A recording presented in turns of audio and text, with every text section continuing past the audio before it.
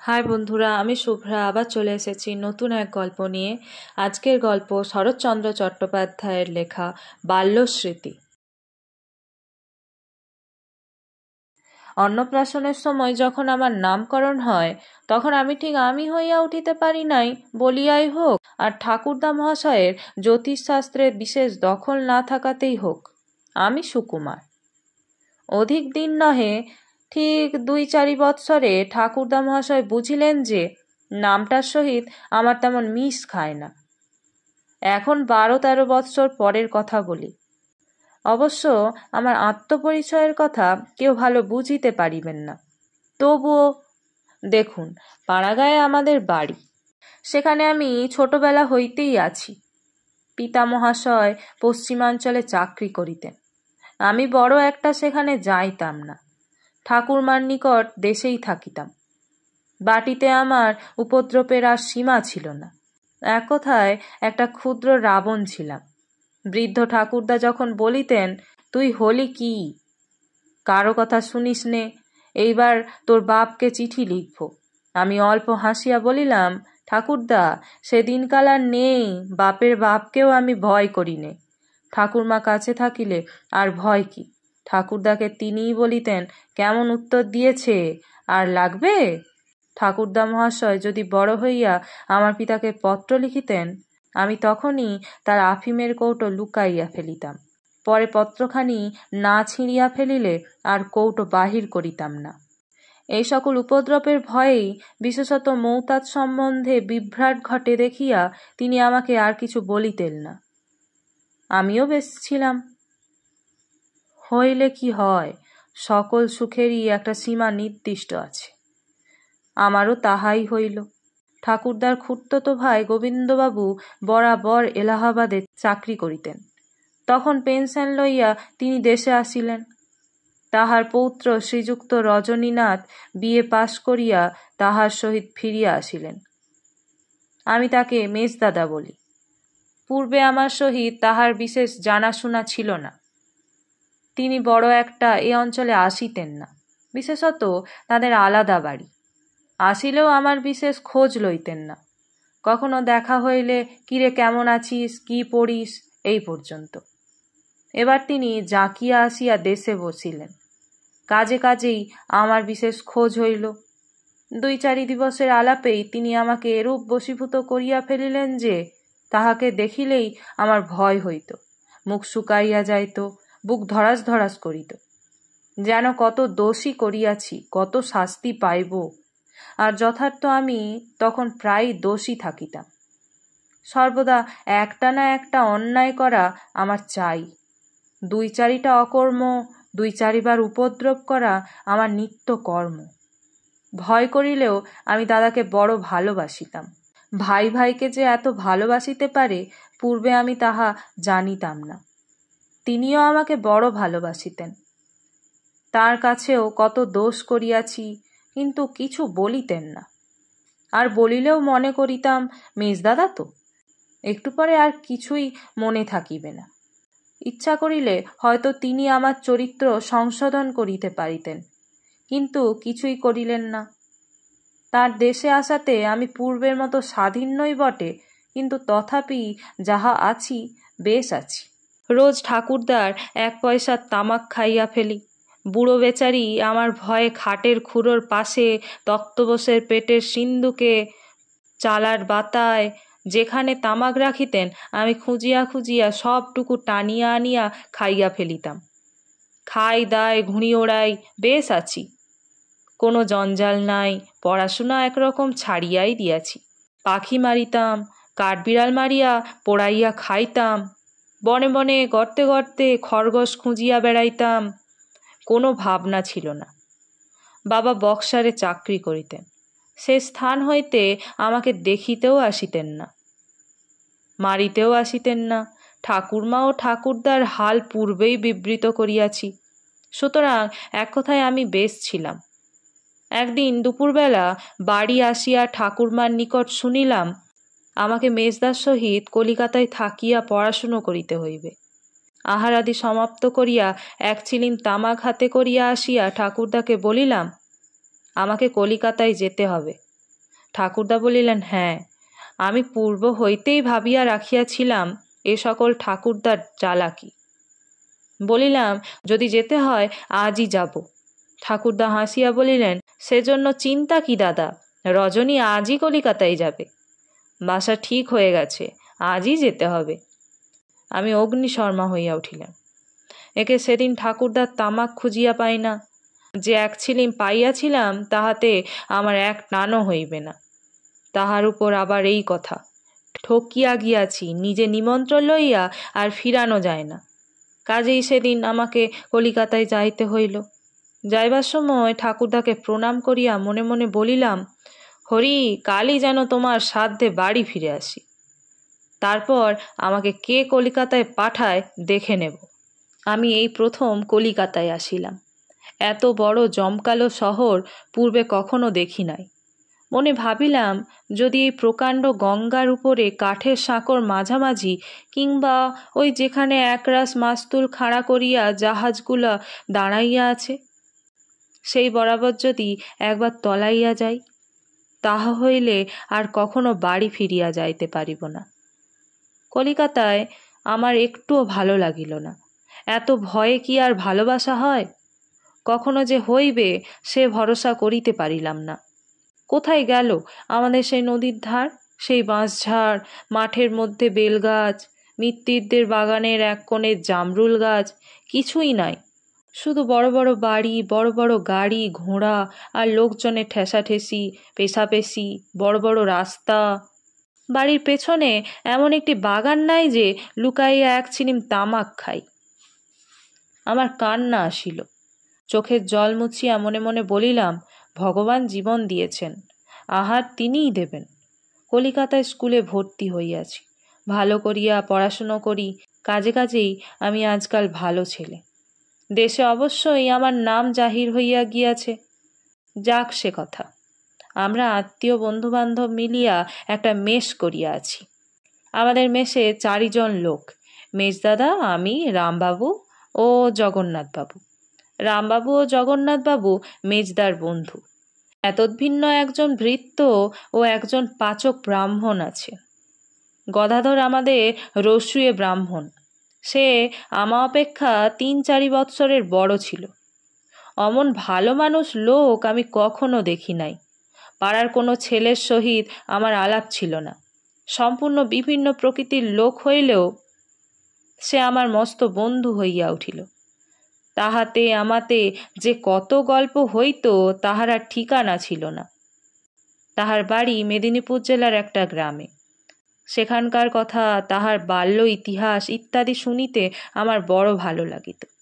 সেসব কথা আমি এতবার শুনিয়াছি যে আমার বোধ হয় আমাকে সেখানে চোখ বাঁধিয়া ছাড়িয়া দিলেও সমস্ত স্থানটি স্বচ্ছন্দে ঘুরিয়া বেড়াইতে পারি। রবিবারে তাহার সহিত আমি গড়ের মাঠে বেড়াইয়া আসিতাম। সন্ধ্যাবেলায় রান্নাঘরে বসিয়া খিল দিয়া 2 জনে বিন্তি খেলিতাম। ভাত খাইয়া তার ছোট হুঁকোটিতে 2 জনে তামুক খাইতাম। সব কাজ আমরা 2 জনে করিতাম। পাড়ার কাহারও সহিত আমার আলাপ নাই। সঙ্গী, দোস্ত, ইয়ার, বন্ধু, মুচিপাড়ার ভুলো, কেলো, খোকা, খাঁদা সবই আমার সে। তাহার মুখে আমি কখনো উঁচু কথা শুনি নাই। মিছামিছি সবাই তাহাকে তিরস্কার করিত, আমার গা জ্বালা করিত, কিন্তু সে কোনো কথার উত্তর দিত না, যেন যথার্থই দোষ করিয়াছে। সকলকে আহার করাইয়া সে যখন রান্নাঘরের কোণে একটি ছোট থালায় খাইতে বসিত, তখন আমার শত কর্ম থাকিলেও সেখানে উপস্থিত হইতাম। বেচারির ভাগ্যে প্রায় কিছুই থাকিত না, এমনকি ভাত পর্যন্ত কম পড়িত। কাহারও খাইবার সময় আমি থাকি নাই। খাইতে বসিয়া ভাত কম পড়ে, তরকারি কম পড়ে, মাছ কম পড়ে, আমি আগে কখনোই দেখি নাই। আমার কেমন কেমন বোধ হইত। ছেলেবেলায় ঠাকুরমা মধ্যে মধ্যে দুঃখ করিয়া বলিতেন, ছেলেটা আধপেটা খেয়ে খেয়ে শুকিয়ে দড়ি হয়ে গেছে, আর বাঁচবে না। আমি কিন্তু ঠাকুরমার ভরপেট কিছুতেই খাইতে পারিতাম না। শুকাইয়া যাই আর দড়ি হইয়াই যাই। আমার আধপেটেই ভালো লাগিল। এখন কলিকাতায় আসিয়া বুঝিয়াছি, সে আধপেটায় এ আধপেটায় অনেক প্রভেদ। কেহ খাটতে না পাইলে যে চোখে জল আসিয়া পড়ে, আমি পূর্বে কখনো অনুভব করি নাই। পূর্বে কতবার ঠাকুরদার পাত্রে উচ্ছিষ্ট জল দিয়া তাহাকে আহার করিতে দিই নাই। ঠাকুরমার গায়ে সারমেয় সন্তান নিক্ষেপ করিয়া তাহার উপস্থিত কর্ম হইতে তাহাকে বিরত করিয়াছি। তাহাদের আহার হয় নাই, কিন্তু চোখে কখনো জল আসে নাই। পিতামহ পিতামহী আপনার লোক, গুরুজন আমাকে স্নেহ করেন, তাহাদের জন্য কখনো দুঃখ হয় নাই। স্ব ইচ্ছায় তাহাদিগকে অর্ধভুক্ত এমনকি অভুক্ত রাখিয়া পরম সন্তোষ লাভ করিয়াছি। আর এই গদাধর কোথাকার কে, তাহার জন্য অনাহত অশ্রু আপনি আসিয়া পড়ে। কলিকাতায় আসিয়া যে আমার কি হইল তাহা ঠাউরাইতে পারি না। চোখে এত জলই বা কোথা হইতে আসে ভাবিয়া পাই না। আমাকে কেহ কাঁদিতে দেখে নাই। জিদ করিয়া আস্ত খেজুরের ছড়ি আমার পৃষ্ঠে ভগ্ন করিয়াও বাল্যকালে গুরু মহাশয় তাহার স্বাদ পূর্ণ করিতে পারেন নাই। ছেলেরা বলিত সুকুমারের গা নাকি ঠিক পাথরের মতো। আমি মনে মনে বলিতাম, গা পাথরের মতো নয়, মন পাথরের মতো। কচি খোকার মতো কাঁদিয়া ফেলি না। বাস্তবিক কাঁদিতে আমার লজ্জা বোধ হইল। এখনো হয়, কিন্তু সামলাইতে পারি না। লুকাইয়া কেহ কোথাও নাই দেখিয়া চোরের চুরি করবার মতো দুবার চক্ষু মুছাইয়া ফেলি। স্কুলে পড়িতে যাই, একপাল লোক ভিক্ষা করিতেছে। কাহারও হাত নাই, কাহারও পা নাই, কাহারও চক্ষু দুটি নাই। এমনই কত কি নাই ধরনের লোক দেখি, তাহা আর বলিতে পারি না। তিলক কাটিয়া খঞ্জনি হাতে লইয়া জয় রাধে বলিয়া ভিক্ষা করে, তাহাই জানি। এসব ভিখারি আবার কি রকমের? মনের দুঃখে মনে মনেই বলিতাম, ঠাকুর এদের আমাদের দেশে পাঠিয়ে দাও। যাক পোড়া ভিখারির কথা, আমার কথা বলি। চক্ষু অনেকটা সরগর হইলেও আমি একেবারে বিদ্যাসাগর হইতে পারিলাম না। মধ্যে মধ্যে আমার দেশের মা সরস্বতী যে কোথা হইতে আসিয়া আমার স্কন্দ দেশে ভর করিতেন বলিতে পারি না। তাহার আজ্ঞাধীন হইয়া যে সকল সৎকর্ম করিয়া ফেলিতাম, তজ্জন্য এখনো আমার সে সরস্বতীর ওপর ঘৃণা হইয়া আছে। বাসায় কাহার কি অনিষ্ট করিব সর্বদা খুঁজিয়া বেড়াইতাম। রামবাবু 3 ঘণ্টা ধরিয়া তাহার দেশি কালাপেড়ে কাপড় কুঞ্চিত করিলেন, বিকালে বেড়াইতে যাইবেন। আমি অবসর বুঝিয়া কাপড়খানি খুলিয়া টানিয়া প্রায় সোজা করিয়া রাখিয়া দিলাম। তিনি বিকালে বস্ত্রখানির অবস্থা দেখিয়া বসিয়া পড়িলেন। আমার আর আমোদ ধরে না। জগবন্ধুবাবুর অফিসের বেলা হইয়া গিয়াছে, তাড়াতাড়ি আহার করিতে বসিয়াছেন, এক মুহূর্ত বিলম্ব সহিতেছে না। আমি সময় বুঝিয়া তাহার চপকানের বোতামগুলি সমস্ত কাটিয়া লইলাম। স্কুল যাইবার সময় একবার উকি মারিয়া দেখিয়া গেলাম জগন্নাথবাবু ডাক ছাড়িয়া কাঁদিবার উপক্রম করিতেছে। মনের আনন্দে আমি সমস্ত পথ হাসিতে হাসিতে চলিলাম। সন্ধ্যার পর জগবন্ধুবাবু অফিস হইতে ফিরিয়া আসিয়া বলিলেন, আমার চাপকানের বোতামগুলো গদা বেটা চুরি করে বেচে ফেলেছে, বেটাকে তাড়িয়ে দাও। জগন্নাথবাবুর চাপকানের বিবরণের দাদা ও রামবাবু উভয়েই মুখ টিপিয়া হাসিলেন। মেজদাদা বলিলেন, কত রকমের চোর আছে, কিন্তু চাপকানের বোতাম চুরি করে বেচে ফেলতে কখনো শুনিনি। জগবন্ধুবাবু একথায় আরও ক্রুদ্ধ হইয়া বলিলেন, বেটা বোতামগুলো সকালে নিলে না, বিকেলে নিলে না, রাত্রে নিলে না, ঠিক অফিস যাবার আগেই নিয়েছে। আজ দুর্গতির এক শেষ করেছে। একটা কালো ছেঁড়া পিরান গায়ে দিয়ে আমায় অফিস যেতে হয়েছে। সকলেই হাসিলেন, জগবন্ধুবাবুও হাসিলেন, কিন্তু আমি হাসিতে পারিলাম না। মনে ভয় হইল, পাছে গদাধরকে তাড়াইয়া দেয়া হয়। সে যে নির্বোধ, হয়তো কোনো কথা বলিবে না, সমস্ত অপরাধ নিজের স্কন্ধে স্বেচ্ছায় তুলিয়া লইবে। কে বোতাম লইয়াছে মেজদাদা হয়তো বুঝিয়াছিলেন। গরিব গদাধরের ওপর কোনো জুলুম হইল না, কিন্তু আমিও সেই অবধি প্রতিজ্ঞা করিলাম, আর কখনো এমন কর্ম করিয়া অন্যকে বিপন্ন করিব না। এরূপ প্রতিজ্ঞা আমি পূর্বে কখনো করি নাই। কখনো করিতাম কি না জানি না, শুধু গদাধর আমাকে একেবারে মাটি করিয়া দিয়াছে। কি উপায়ে কাহার যে চরিত্র সংশোধিত হইয়া যায় কেহই জানে না। গুরু মহাশয়ের, ঠাকুরদা মহাশয়ের, আরও অনেক মহাশয়ের কত চেষ্টাতেও আমি যে প্রতিজ্ঞা কখনো করি নাই। এক গদাধর ঠাকুরের মুখ মনে করিয়া সেই প্রতিজ্ঞা করিয়া ফেলিলাম। এতদিনে প্রতিজ্ঞা ভঙ্গ হইয়াছে কিনা জানি না, কিন্তু স্বেচ্ছায় কখনো ভঙ্গ করিয়াছি এমন মনে হয় না। এখন আরেকজন লোকের কথা বলি। সে আমাদের রামা চাকর। রামা যাতে কায়েত কি সদ্গোপ এমনই কি একটা ছিল, বাড়ি কোথায় শুনি নাই। এত হুঁশিয়ার চটপটে চাকর সর্বদা দেখা যায় না, আর যদি কখনো দেখা হয় ইচ্ছা আছে তাহার বাড়ি কোথায় জিজ্ঞাসা করিয়া লইব। সকল কর্মে রামাকে চোরকির মতো ঘুরিয়া বেড়াইতে দেখিতাম। এই রামা কাপড় কাচিতেছে, তখনই দেখি মেজদাদা স্নানে বসিয়াছেন, সে গা রগড়াইয়া দিতেছে। পরক্ষণেই দেখি সে পান সুপারি লইয়া মহাব্যস্ত। এইরূপে সে সর্বদা ঘুরিয়া বেড়ায়। মেজদাদার দ্য ফেভারিট মস্ত লোক। আমি কিন্তু তাহাকে দেখিতে পারিতাম না। সে ব্যাটার জন্য আমি মেজদার নিকট প্রায় তিরস্কৃত হইতাম। বিশেষত গদা বেচারিকে সে সর্বদাই অপ্রস্তুত করিত। আমি তাহার উপর বড় চটা ছিলাম, কিন্তু হইলে কি হয়, সে মেজদার দ্য ফেভারিট। আমাদের বাসার রামবাবুও তাহাকে দেখিতে পারিতেন না, তিনি বলিতেন দ্য রোগ। তখন এ কথাটার ব্যাখ্যা তিনি নিজে না করিতে পারিলেও আমরা দুজনে বিলক্ষণ বুঝিতাম। রামা দ্য রক তাহার চটিবার আরও অনেক কারণ ছিল। প্রধান কারণ এই যে সে নিজেকে রামবাবু বলিয়া পরিচিত করিত। মেজদাও সময়ে সময়ে রামবাবু বলিয়া ডাকিতেন। আমাদের রামবাবু এসব ভালো লাগিত না। যাক, বাজে কথা। একদিন বিকালে মেজদাদা একটা ল্যাম্প ক্রয় করিয়া আনিলেন।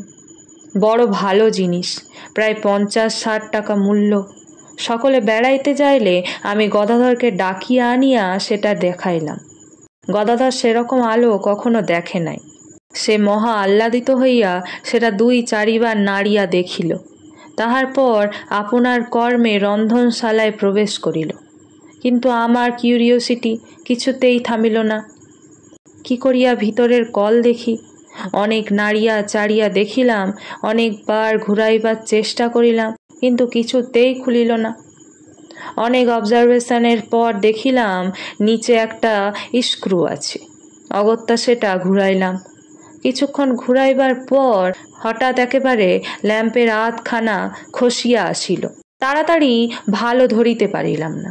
উপরের কাঁচগুলো টেবিল হইতে নিচে পড়িয়া একেবারে চূর্ণ হইয়া গেল। সেদিন অনেক রাত্রে আমি বেড়াইয়া আসিলাম। বাসায় আসিয়া দেখিলাম একটা প্রকাণ্ড হইচই কাণ্ড বাঁধিয়া উঠিয়াছে। গদাধরকে মাঝখানে লইয়া সকলে গোল হইয়া বসিয়াছে। মেজদাদা অতিশয় ক্রুদ্ধ হইয়াছেন। গদাধরের জেরা চলিতেছে। গদাধরের চক্ষু দিয়া টস টস করিয়া জল পড়িতেছে। বলিতেছে, বাবু, আমি ওটা ছুঁয়েছিলাম বটে, কিন্তু ভাঙিনি। সুকুমারবাবু আমাকে দেখালেন, আমিও দেখলাম। তারপর তিনিও বেড়াতে গেলেন, আমিও রাঁধতে গেলাম। কেহই তাহার কথা বিশ্বাস করিল না। সাব্যস্ত হইয়া গেল সেই চিমনি ভাঙিয়াছে। তাহার মাহিনা বাকি ছিল। সেই টাকা হইতে 3.5 টাকা দিয়া আবার নূতন চিমনি আসিল। সন্ধ্যার সময় যখন আলো জ্বলিল তখন সকলেই বেশ প্রফুল্ল হইল। শুধু আমার চক্ষু দুটো জ্বালা করিতে লাগিল। সর্বদা মনে হইতে লাগিল তাহা 3.5 টাকা চুরি করিয়া লইয়াছি। আর থাকিতে পারিলাম না।